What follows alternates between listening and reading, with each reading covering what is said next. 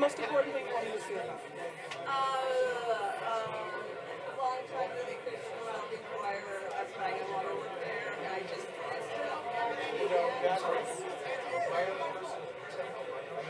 movie history in the 19th century. And And some other things. Village Boys, Philadelphia Inquirer. Okay. Okay, let's take our seats. Let's take our seats, please. We're going to start. Let's take our seats.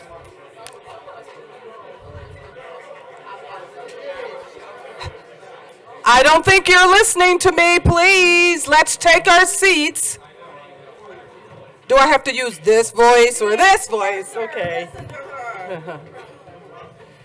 Because we have a tight schedule this morning. Usually we leave a little more time between the end of the panel and the beginning of the movie, and we didn't do that today. So we want to give you a little time in between, and besides, you want to listen. This is our filmmakers panel, so we know you want to hear everything that's happening this morning. I am going to introduce our moderator, and then we're going to just start the panel and do the, you can,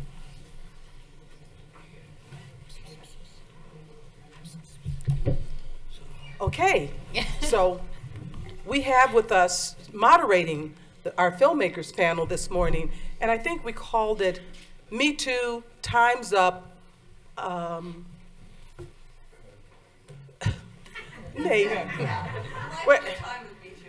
life and film and industry in the time of what's up. So anyway, leveling the playing field, because that is important, leveling the playing field. And not just with respect to sexual harassment or but with respect to all aspects of society, but this morning we're talking about the entertainment industry. We have Carrie Rickey, who was a longtime film reporter, film critic with the Philadelphia Inquirer. She was with Village Voice. She just did a documentary about early history, film history before Hollywood. That's about, you know, and the other thing I want to say about her, because I've been knowing her for years, she's highly respected in the industry, and we are so pleased to welcome her to Ebertfest. She reminded me of something that happened at the Cannes Film Festival the day that Frank Sinatra died, something that she wrote about that's online. So that's not the subject this morning. Let's get right to the panel. Focus, Chaz. Carrie Rickey. Well done. That's why we love Chaz. Thanks, guy, for sexual harassment day. Thank you all for being here. Thank Chaz for being the Energizer Bunny of film. Thank you for creating a family of film in your wonderful theater. Thank the University of Illinois. And I'd like the panel, and I've been told to remind you, speak into your mics, even when you're speaking to each other. Gregory, do you want to start? Just introduce yourself by one line and go from Gregory to Jeff, okay? Gregory Nava. I'm a director-writer. I wrote and directed El Norte, Mi Familia, Selena, Why Do Fools Fall in Love, the television series American Family for PBS, and many other things. I'm Ruth Ann Harnish. I'm an investor and a philanthropist. My accountant tells me I've put money in over 170 movies. I've EP'd a couple, and I look forward to screening one of them with you, Columbus. Hi, I'm Bob Pulcini. I'm a co-director with Sherry Springer Berman. Our film American Splendor is playing tonight. And we've done other films, Cinema Verite, The Extra Man. We've come from documentaries originally. Great to be here. Hi, my name is Julie Dash. I'm a director-writer of Love Song, Incognito, Funny Valentines, and Daughters of the Dust, which will be playing tomorrow.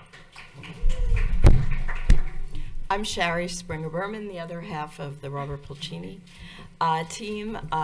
One movie that Bob left out is a movie called Off the Menu, The Last Days of Chasins, which was our very first film we made when we were still film students. That was this little documentary that Roger Ebert discovered and literally changed our lives by promoting and putting on television. So I just wanted to give a shout out about that.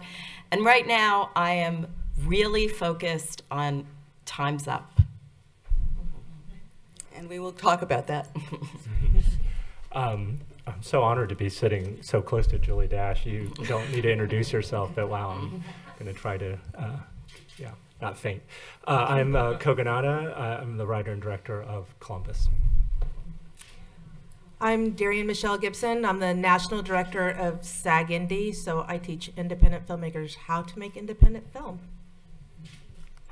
My name is Andrew Miano. I'm one of the producers of Columbus. I am excited to be back here. Chaz and Nate invited a film that I was a part of a few years ago called Grandma that starred Lily Tomlin. So excited to be back, and on to you, Jeff. Jeff Dowd. I'm a writer and activist, and I work in the film business from soup to nuts, from script all the way through, helping lots of filmmakers with distribution and financing and all kinds of things like that. We're here to change the history of the world, or the herstory of the world, to our story of the world. So, Thank you all. I'm just going to say a couple of comments at the beginning for some of us to distinguish Me Too and Time's Up. So for the past 6 months, we've seen these hashtags, and the first is Me Too, which was coined a long time ago in 2006 by the activist Tarana Burke. She's a civil rights activist, and she wanted to raise awareness about sexual abuse everywhere, not necessarily in the movies. But since certain revelations last October, from Hollywood to Hong Kong to Harare, we've seen women use the Me Too hashtag to express their experiences of sexual harassment in Hollywood. Though perceived by many, or by some, I should say, as a naming and shaming practice, Me Too originally was conceived by Burke as a signal of mutual support and solidarity among survivors of the sexual abuse. And they are disproportionately brown and black. Me Too so far has raised $15 million to help women around the world to navigate their way home back from abuse. Now, that other hashtag is Time's Up. It's a legal fund and movement founded by a spectrum of Hollywood actresses, producers, and directors. It's also very importantly supported by female farm workers who wanted to show their solidarity and basically say that sexual harassment is something shared by women across the spectrum of work, from farm workers to hotel workers to Hollywood actresses and directors. Since January 2018, Time's Up has raised $20 million to help women just across the work board to pursue legal action against harassers and seek pay and representation equity in the workplace, and I'm sure Sherry will tell us more about that soon. So, some background. Most of us know the sadistic statistics. At the movies, fewer than 10% of directors are female. Translation, 90 out of every 100 movies you see are directed by men. At the movies, fewer than 33% of the characters we see are female. Translation, 67 out of every 100 characters we see are male, and most of the women and most of the people of color don't even have speaking parts, but they're there. Sometimes it seems like the movies are a magnifying mirror possessing the power of reflecting men at a far greater than their actual size and actual population.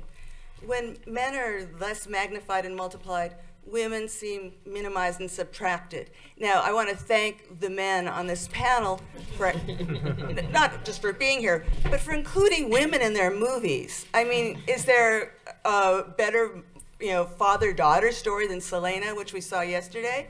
Now, these statistics are tragic for many reasons. From an employment perspective, it creates more opportunities for actors and actresses, for actors than actresses, and for male directors than female. From a sociological perspective, it creates the impression that the world is predominantly male and white. I love movies. I don't expect them to be a reflection of me, but I don't want to be diminished by them either. And fortunately, we're in a place where we don't see movies that diminish us. I just want to give you 4 examples of movies that I thought were life-changing, and then I'll open it up to the panel. Okay, it's 1980. I'm in the Ziegfeld Theater in New York with about 1,200 other people whose blood sugar is tanking. The movie I'm going to see stars Goldie Hawn. I have no expectations for it. She stars as this girl who's trained to do nothing, and so she gets married. But after her husband dies on her wedding night, she enlists in the army. And it's finally among this supportive sisterhood that she realizes she's actually competent. And she discovers something else too. She finds Armand Asante in I think a Knoxville bar, and they spend the night together, and in their afterglow, she looks at him and says, "Now I know what I've been faking all these years." And all of a sudden I sat up in my seat and I thought, a man didn't write this. And indeed, one of the co-writers of the screenplay of Private Benjamin was Nancy Meyers, who today is one of the most successful Hollywood commercial directors. And her movies subsequent to that have basically, I think when the history of women in the 20th century workplace is written, her movies will illustrate how women navigate the workplace and their love lives.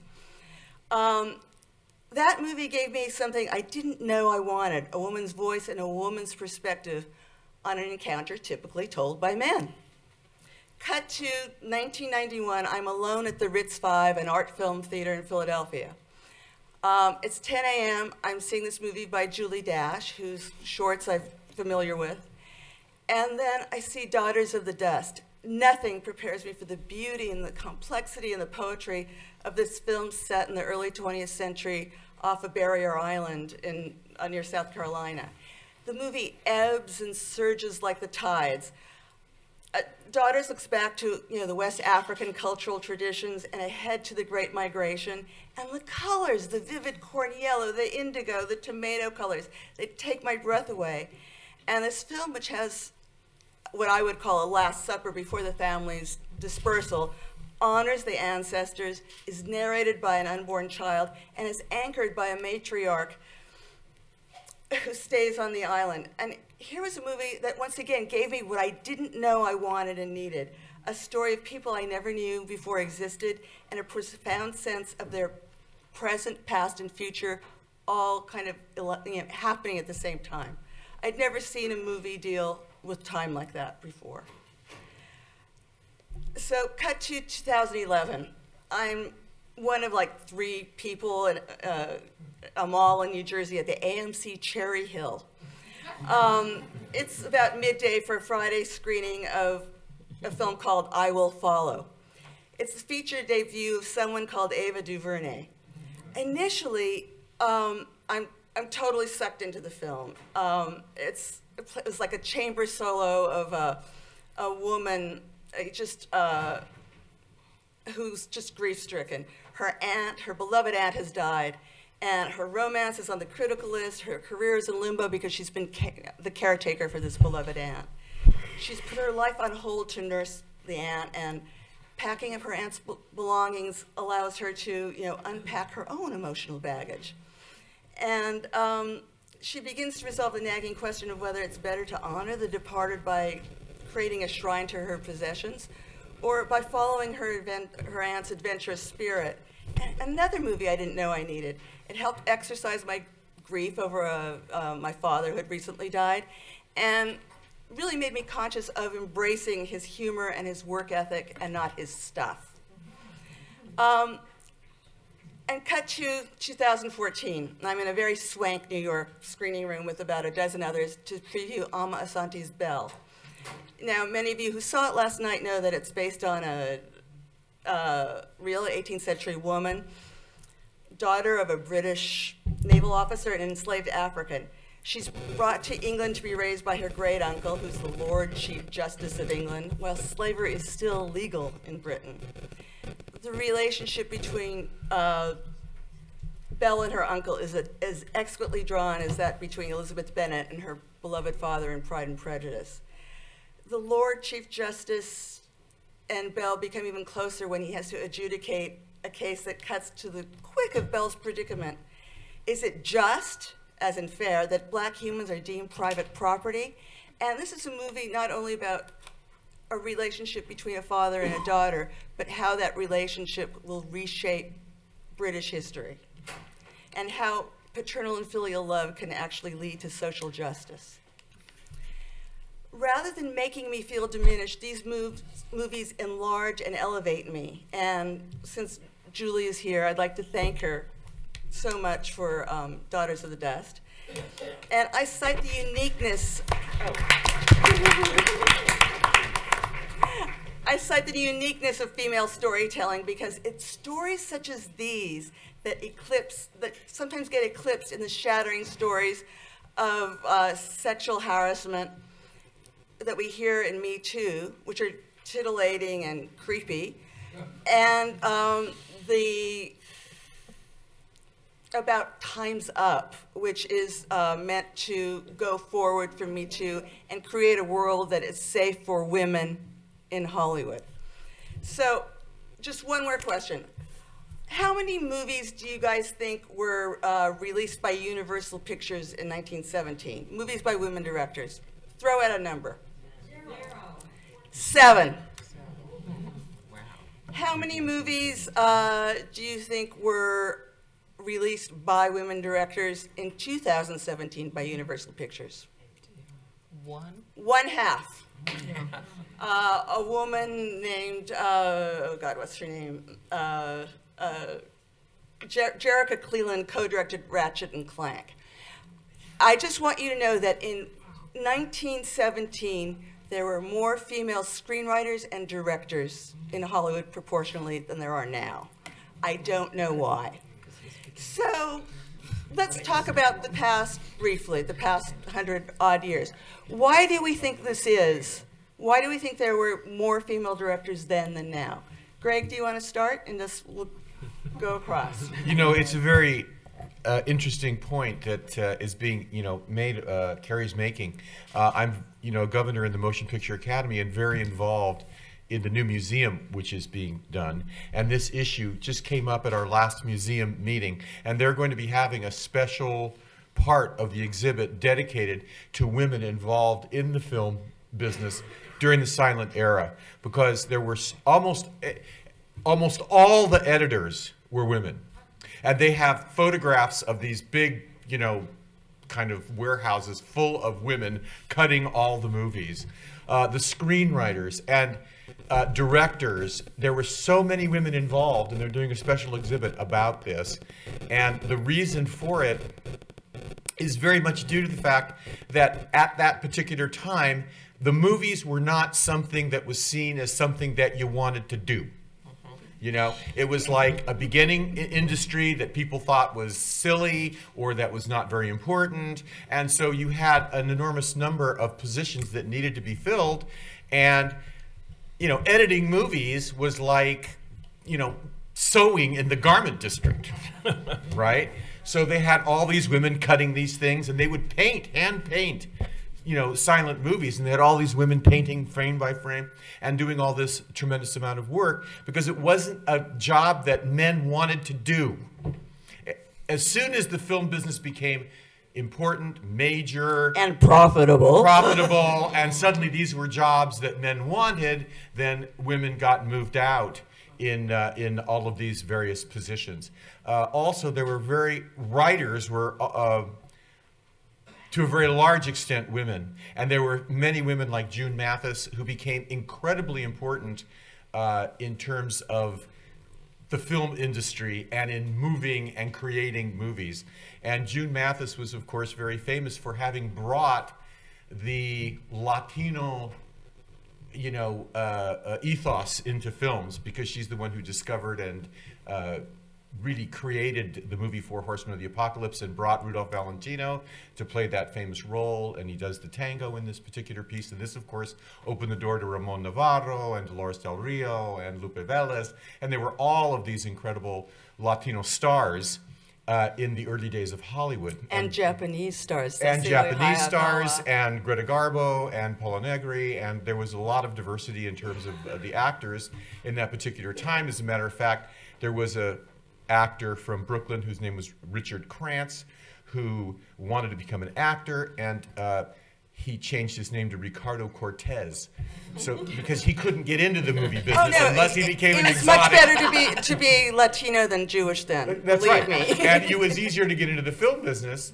but of course all that changed with the coming of the Depression, and then is when they deported between 1 and 2, most people don't know this, but the Hoover administration blamed the Depression on Mexicans who were in the United States. That sounds so familiar. And yes, and this is not new, breaking up families, I'll tell you. They deported between 1 and 2 million Mexican people from the United States in the 1930s. It was called the Decade of Betrayal in my community. And I dealt with this in my film Mi Familia. And one more thing I want to say about this. 60% of the people who were deported were American citizens. This is the only time in the history of the United States where they deported citizens of the United States to Mexico. And when this happened, suddenly nobody wanted to be Mexican anymore. And so now it was Margarita Cancino becomes Rita Hayworth, and you had this complete change. Linda Darnell. All this all-American image came. And I do want to say that one of the people who was deported during this period was my grandfather. And my family was broken up at that particular time.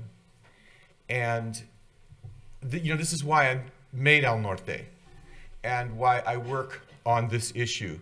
And I'm want to make this film Gates of Eden now about what is going on today, because my family suffered this, and I see in our country that what they talk about American exceptionalism, but what the United States is exceptional at, it seems, is breaking up Latino families. And they have done this for generation after generation. And my family was broken up, and I can tell you that the wounds in our family from this breakup have never healed. And you think, oh, they break it up and then whatever. That was in the 1930s. About 6 months ago, I met for the first time my aunt, who's 94 years old, my father's sister, who was also deported. And I did not know her. She was born in the United States. She was 6 years old when she was deported. She speaks no English now because she went to Mexico, and I had to speak to her in Spanish. And it was heartbreaking.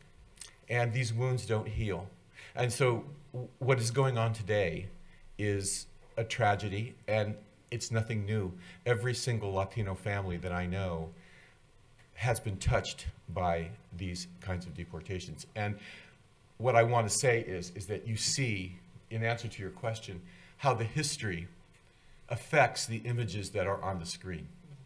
You have Mexicans being blamed, and then suddenly nobody wants to be Ramon Navarro anymore. They want to be Anthony Quinn. And so this is, an issue. You were talking about 33% of the images on the screen today are women. 2% of the images on the screen today are Latino. Latinos are 20% of the population of the United States and 33% of the ticket buying audiences. 1 in 3 tickets is sold to Latinos in the United States, but only 2% of the images on the screen are Latino, and they are almost entirely negative. Cholos, tatted out guys who are, killing, and white people are drug dealers, and it's a tragedy. But that wasn't the case. Ramon Navarro was Ben-Hur, and Ramona with Dolores Del Rio in the silent era was a very positive portrayal and a very sympathetic portrayal, not only of Hispanos, but of also Native Americans. So Thank you, Gregory. this is what happens, I think, as voids happen historically. Women, different people fill them. As the policies changed and as the politics change, you see a change in images and in hiring practices. Thank you very much, Gregory. Next, Ruth, who didn't tell you that she is a very major supporter, I believe, of the Annenberg School initiative of looking at images. And why don't you talk a little bit about the work that you're supporting at USC Annenberg? I have been supporting the work of Dr. Stacy Smith, who has done a lot of the research that tells us how terrible things are. Time's Up is Time's Up not just on negative portrayals or the lack of representation or the lack of women or other underrepresented people before and behind the camera. This is changing society. It's Time's Up on everything that used to be normal. When you said it was all male and white, you also left out and straight and several other things that are typical but are not going to be going forward. Did you ever think that high school students could lead a discussion on some of the most controversial political issues of our time and get the kind of attention and credibility? Did you ever imagine that a series of newspaper stories a mere 6 months ago, it was 6 months ago, maybe 7 now, that the Harvey Weinstein story broke, and it's every industry. Did you see the news yesterday that at Coachella, a major music festival at which the first black female to headline ever headlined, we all now live in Beyonce Nation. I am part of the Bay Hive. Baychella. It is Baychella. But someone did a story and said, I talked to 54 women who went to Coachella. Every one of them was sexually harassed. 54 women reported being groped and grabbed. So how did we have historical erasure? Well, the first director was Alice Guy Blanchet. First director of a feature film. And there will be a feature film about her premiering at Cannes this festival. Yes. Maybe some of you have money in Be Natural as well. Things are changing. Things must change. Men must become allies in this change. You have to start noticing when it's a manel instead of a panel. Thank you very much, Ruth. Paul Pulcini next, friend to women and supporter of women. Well, I can try to answer your question with a personal anecdote about, what happened to us in our career. We began as documentary filmmakers, Shari and I as a team, and also as screenwriters. We had a very unusual kind of progression into the industry. And in the documentary world, we weren't an oddity. I mean, there was a history of couples who had directed together, who had directed documentary films, and many celebrated, female directors who had made documentaries, Barbara Koppel, people like that. So in that world, we were completely normal. And in the screenwriting world, we weren't really an oddity because, there were many writing teams. But we sold a pitch that we intended to direct with a, auteur-driven company, and they flipped over the script, and the head of the studio flew to New York to have a meeting with us about it. And he said to us, I'm sad to say you guys wrote yourself out of a job. And we're like, what do you mean? And he said, well, the script is fantastic. We think we can attract an A-list director, with the script. And, we made our case about why, you're an auteur-driven company. This is our baby. We conceived of this. And he said, and he looked at Shari, and he said, what are you going to do if you have a crane shot? And I was processing this question, like, what did this mean? Like, it was just so stunning. And Sherry, I remember what Sherry said is, I'll hire a crane operator. and, you know, it was kind of an unresolved, you know, ending to that meeting. And I thought we made our case well, and we didn't end up, they took it away from us, and we didn't end up doing it. So I realized at that point, I said, we're entering into a different realm now. This directing a feature film is a whole different ball game. And, you know, us being, you know, a 50-50 team, it was going to be a different game for us. I mean, luckily we ended up working with a company called Good Machine that was very progressive and very pioneering in, you know, bringing female directors into the fold. And Ted Hope, you know, had read our scripts and believed in us and had seen our documentaries and brought us American Splendor as a project. So luckily that movie did well, and we were able to get other opportunities after that. But I think that one anecdote illustrates what you're up against, and this was a male-female team, so I can only imagine what it's like when you don't have that in the equation. Thanks, Bob. May we hear from Julie now? Oh, okay, yes. I kind of slipped in under the radar. And I'd made several short independent films, and then I did Daughters of the Dust. Speak into the mic. After my independent life, I made Daughters of the Dust. After that, I was able to do quite a few television movies, but to date, I've never been able to do another feature film. Every pitch I've made in the last 26 years, every screenplay I've written has been passed on. I'm excited because things are changing now, and time is up, and I'm glad that they are changing, but I represent that anomaly that got through, but not really, and that same kind of, that crane statement. I was, you know, I sat on so many beautiful sofas in so many executive offices in the Hollywood studios, and they would always have something to say like that, including, well, you made so many independent films, and Daughters of the Dust, the budget was only $800,000. My God, how could you work with over $1 million? They had so many new ways of saying no. So thank God things are changing, because now we have Ava DuVernay, we have Dee Rees, we have all of these young filmmakers who are Gina Prince Bythewood, Alma. Yes, that was not my reality, but I appreciate their reality, and I appreciate, and I see things are moving forward and things are changing. But I'm still a filmmaker too. Yeah. Before you speak, Sherry, I just want you to know it was a female director, Dorothy Arzner, who invented the boom mic. And so women since 1927 have known how to deal with cranes and sound. Sherry, you're on. Wow.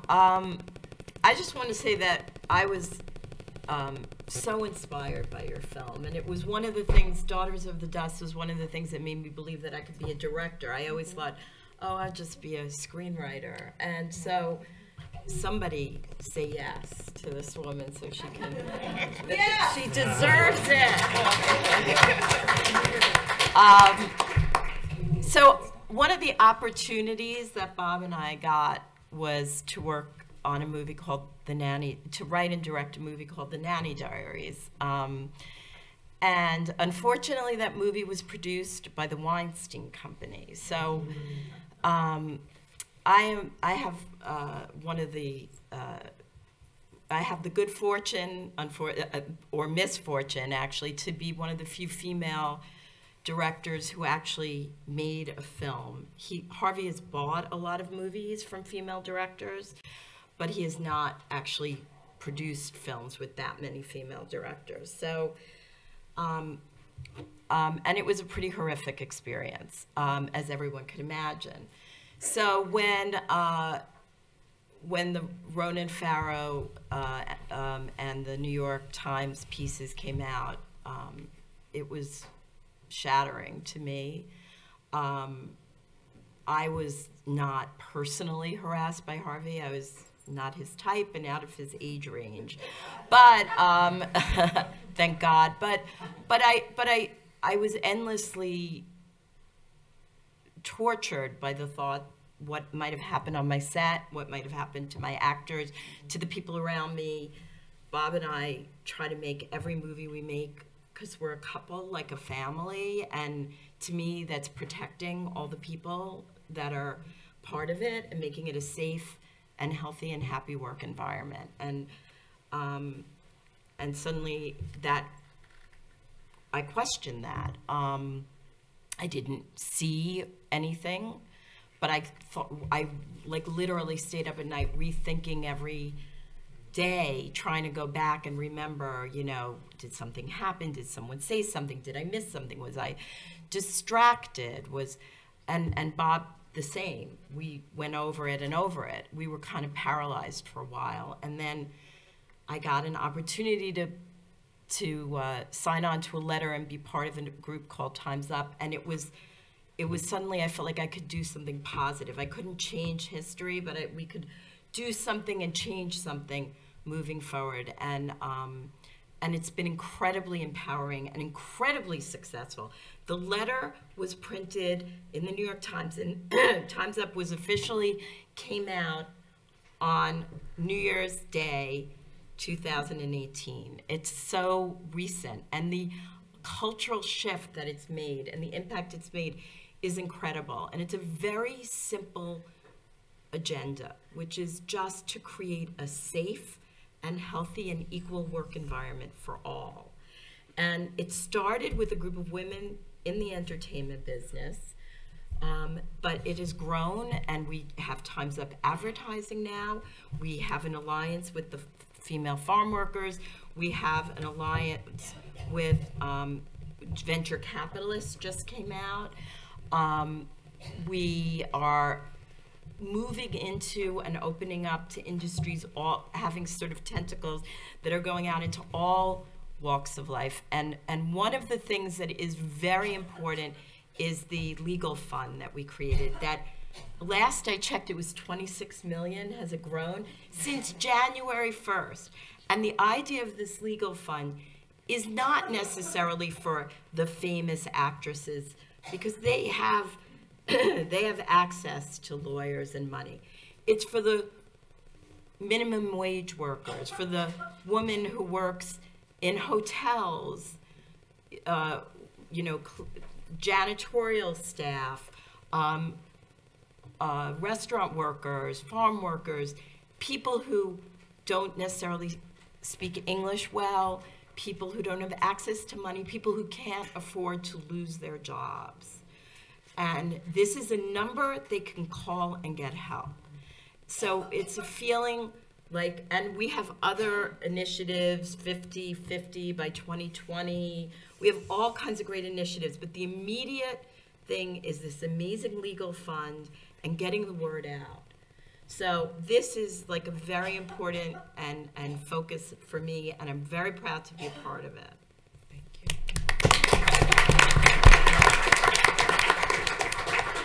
Thanks so much, Sherry. I just want to say, as an observer and as someone who is a feminist since the 70s, it's really wonderful to see a movement include all parts of society instead of just middle-class white women. Thank you. Kogonada, please, whose movie Columbus shows this afternoon, and be there.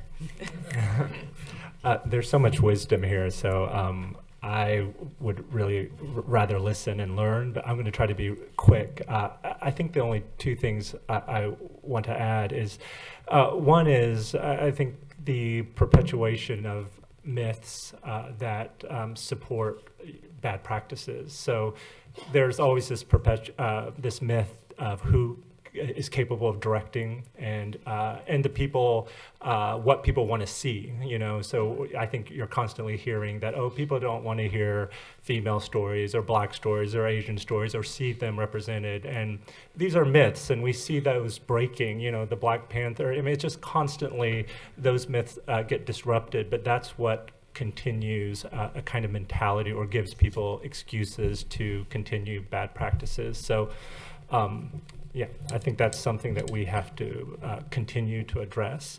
And then just as a filmmaker who engaged the art of cinema and felt so affected by it, I think of Roger Ebert, who called cinema the greatest empathy machine. And for me, I do think movies are such a humanizing force, and for those who participate, for there to ever be a dehumanizing practice underneath it is I think why people like me can get so affected of hearing these stories of people who are putting these movies together, but in a way that could be dehumanizing in any way, because this is a medium I love, this is a medium we ought to protect because of its potential and power to humanize, and more than ever, we need that kind of empathy in the world. And I think, missing the female voice, I think females, we were fortunate to have, I think over 50% of our crew were females. Of course, we had a lot of female leadership in the producing team, and if cinema is the great empathy machine, females, the potential of that in the female gaze and the female voice, and even the people who are working behind the scenes and picking up the equipment, it contributes in ways that are really it diminishes this medium to not have that practice. So, thank you. Thank you very much, Kogonada. Darian, you're up. Wow. Something that always strikes me, and certainly as we've heard many of the stories, even just up here, it's really notable to hear about all of these meetings and all of these things that happen in our industry, and you have to make note of who's on the other side of the table, the people who are saying things like, what do you do if you need a crane shot, which is amazing to me. And that's because there are not people of color or enough women in positions of power who are the ones who are now hiring and looking at those stories. And there's a disconnect on who recognizes the stories. There are people who are never going to understand the story of another group, not fully. And I remember that sitting in one of 1,000 diversity groups that I sat on, somebody explained that there was somebody from an agency that they were talking to, and they said, do you have anybody of color in the agency? And they were like, well, we have people who are very diverse-minded. And we thought, well, what does that mean? It was basically some young white males who knew some lyrics to hip hop songs. And that's, that's the amazing part of their experience.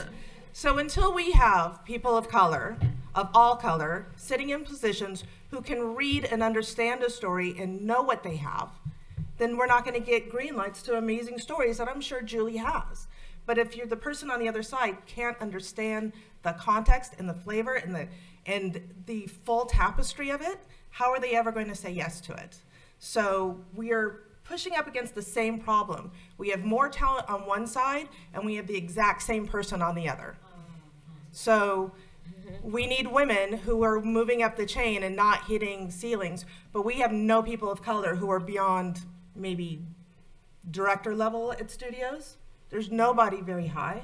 Television is far better right now, but we still don't have anybody at studios or at production companies who have real power, who can say, this is a story that you should listen to because you're gonna have an audience. And I sat at a table full, like my husband and I both work in film.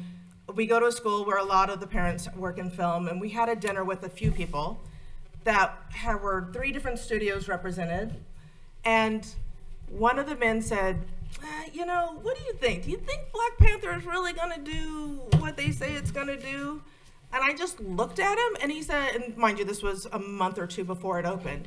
He goes, yeah, I hear it, all this talk, but I just wonder when it comes down to it, Is it really going to? And I just said, you need to just hold on to your seat. Because I know my community, and I'm listening to the talk, and I'm watching people on Twitter and on Facebook, and I know that when you have a movie where people are actually having pop-up clothing stores so that you can buy your outfit to go to a movie, that's not something that happens every day. So, you know, if I know that I can go to a store and buy a dashiki just to go see a movie for 2 hours, you know, yeah, this is going to be something. But there was still doubt from somebody who was an executive of, but, and I'm like, you don't see what I see. You don't hear what I hear. I know what's coming. You should just be ready for the tsunami. And, you know, I'm sure he's been washed away. Thanks so much, Darian. Andrew, you're up. Oh, goodness. Admittedly, Kogonada said what I was going to say, which is I was speaking with Ruth Ann prior to the panel and saying that I found in the last 6 months that my first goal has sort of been to do a lot of listening, and I'm certainly humbled on the panel. You know, it's interesting because we're all sort of telling personal stories. I mean, Kogonada is right about our crew, and the Crane story certainly makes me think about the fact that while we had a male DP, the rest of our camera department, which was all of 2 people, was women.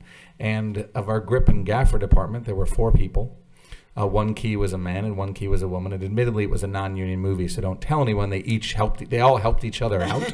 But that was women moving gigantic lights around and things like that. And there was never any question about it. It was just sort of what we did, and it was amazing. And I've been fortunate that we've had, I feel like quite a few of our movies would sort of, you know, fit the 50-50 formula we're trying to achieve, which is I'm proud of, but it's not enough. I haven't done enough, certainly. And I think that's what this movement has done for me. It's been a lot of reflection. You know, I can think I've done a good job, but have I?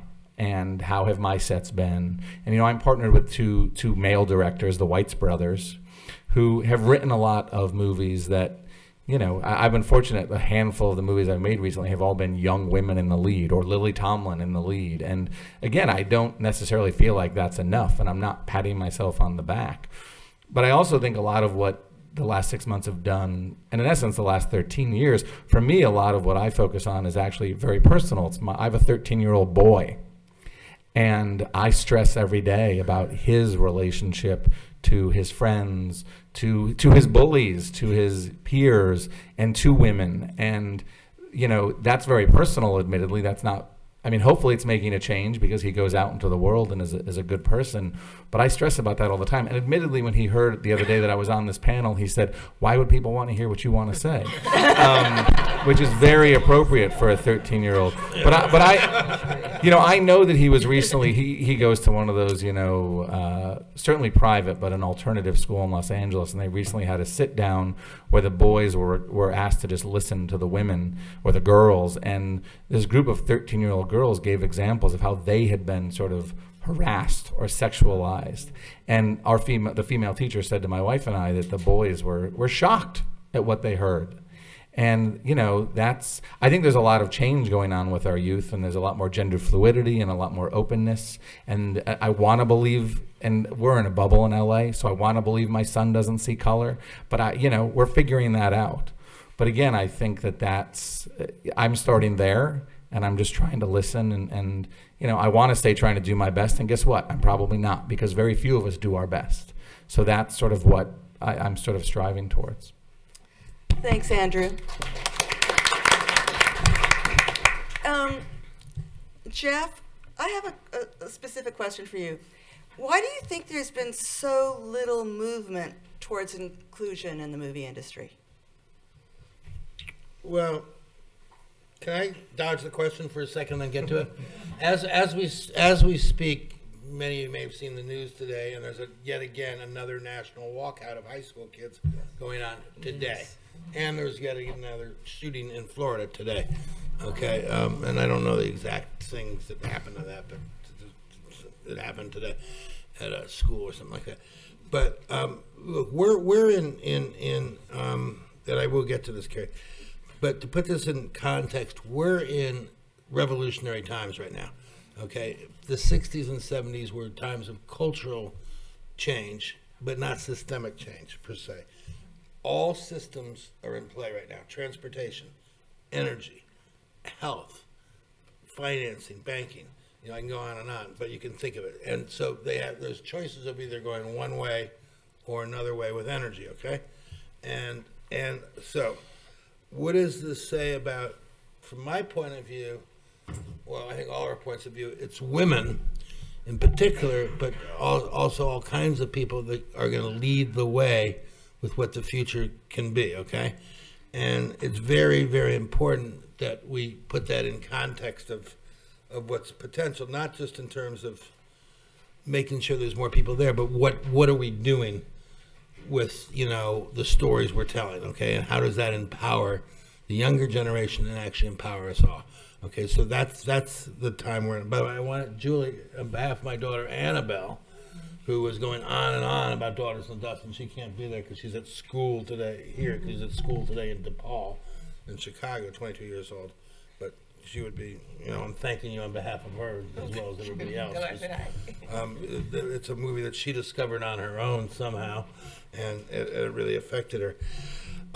Why do I think, look, there's, all of this has to change on a lot of levels simultaneously, okay?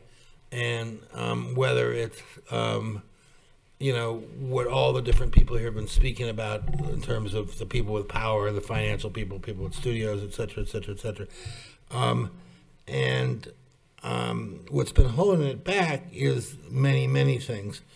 By the way, Roger and I, and Chaz knows this, were involved in a lot of films that even the people that made them didn't know what to do with them. Gandhi, okay, you know, Desperately Seeking Susan, you know, Better Luck Tomorrow, you know, all these kind of things. Well, that's a different case. But the point being that even with these great films that were often financed by these people, they didn't know what to do with them, okay? And so it was the critics, as Carrie knows, and the public and other folks that helped, you know, get the support behind those kind of films. How does that relate now to women and minorities, et cetera? It's our time, okay? And the time's up. And so we have a great opportunity. I want to say one other thing. Film is not necessarily the way to go all the time. And I would highly recommend to people that people do a video that can go viral that's substantive, that might be 6 minutes long for the AD generation, which also includes me, etc. And as a way of saying, oh, this is, you know, something. And by the way, I'm also a filmmaker and I'm doing this film, okay, or trying to do this film, or I just did this film. You think that's a good calling card for women? Yes, I'm not even going to say calling card. I'm going to go farther than say that. Make videos that go viral because they're substantive right now about something, okay? Period, explanation point. Forget calling card. And the notion, by the way, if you want to put it in terms of calling cards, of like, oh, gee, let's make a film, hope it gets into some film festivals, and that's my calling card. That is a really long routed way to, but not mutually exclusive, it's the same thing. But I highly recommend making substantive videos about things now that can go viral and will go viral, because that's what's needed, and not mutually exclusive to films. Couple other things, but look, it's all got to happen at once, and it is happening. That's the good news in a zillion ways, and it can't be stopped. Okay, and it's happening at all levels. So the question is, what are we going to do? You know, and we all have to align and help each other to make sure this happens. Okay, and that's the thing. I'm kind of rambling away, but thanks, Jeff. You know, we have 4 minutes before we have to leave, so if you have any questions. Okay. Jeez Louise. Someone from the audience, if you have a really burning. Okay, come on. I just want to say, take 30 seconds before you speak. There are basically two ways to move forward, I think. There's the shaming action, like the LA Times reporting the membership of the Academy, that it's 76% male and, you know, what, 94% white. The shaming, I think, works, and I think positive efforts like when Ava DuVernay, as the producer of Queen Sugar, hiring only female directors, giving female directors ways of working is a great thing, and supporting women's movies on opening weekend, a great thing. Question. This discussion hit me at home. I was with my wife and we started watching movies. I love movies. TMC is my best. I got disturbed when I seen so many movies being produced with rape scenes in them. I mean, from the beginning even all the way to now, there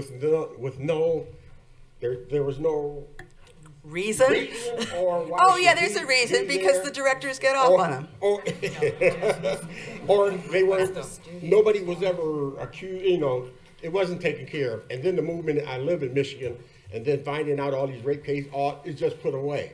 So I think the Me Too movement is going to be so powerful that during this time we need to see all this. And just watching some of these movies that I think were great, and then all of a sudden say, wow, why did they have to put that in there? And this is just hitting me at home, and I'm who you guys are making movies for to see and understand, and this hit home. And with my grandmother, I take do you have a question? All the way down. What is Hollywood going to do with the stereotypes and just why they put those scenes in the movies, which all they do is degrade women, all women. I think we need different people in power to say to directors, I don't think you need that. But thank you for your comments. Yes, ma'am. I just want to say, Girl Clichy is the descendant of soldiers and crew. He is her 6th generation grandson, and we're making a movie about him. Ain't I a woman? Wow, that's beautiful. Ain't I a person? Wow. Okay. There's another kind of director, the corporate director, and until you get diversity on the corporate boards that control these companies, you're not going to get that higher level that Darian was talking about. And I just wanted to mention that I've been, as I said yesterday, I'm a lawyer. I've been asked by the Time's Up people to help advise them on that, and it may be that we can get some of the Hollywood people to attend shareholder meetings and get in touch with boards, but I really encourage everybody to work at that level, because until you get to people at the very, very top to be diverse, you're not going to get the people all the way down. Excellent. Thank you for your comment. Hi, I'm a law professor here who's been writing about Me Too and Time's Up, and I appreciate all of you talking so much about inclusion, and I'm also wondering about the role of exclusion in a time where this has been so important for considering empathy. It was a real hit in the stomach yesterday to see Casey Affleck up on the screen, and I'm wondering about the thoughts that you have for sort of accountability and reckoning with the past as you look forward and make all these efforts to be more inclusive in the future. Greg or Julie, do you want to take that one? I mean, this is something that, I mean, at the Academy that we're grappling with, and it's a very, very difficult issue to deal with. I want to make one comment based on what Carrie was saying about what needs to be done in order to, shaming and different things. There is one other thing that I think is incredibly important, and that is brilliant, incredible talent changes the world. I select the student short films for the Telluride Film Festival, and when I select these films, I make a point of not seeing who made them or where they came from, just what are the best films. 2 years ago, all 7 films were by women filmmakers. Wow. And most of the films that I have shown are by women filmmakers. There is a wave of brilliant, visionary, incredible women filmmakers coming up, and this industry and this world is going to be hit by a tsunami of brilliant women filmmakers who are not going to be standing aside. I've met them all, and I know them. They are going to be demanding their place at the table, and there is brilliant talent coming. From your mouth to America's screens. Yes. Thank you. It is going to happen. Thank you, all the panelists. Yeah.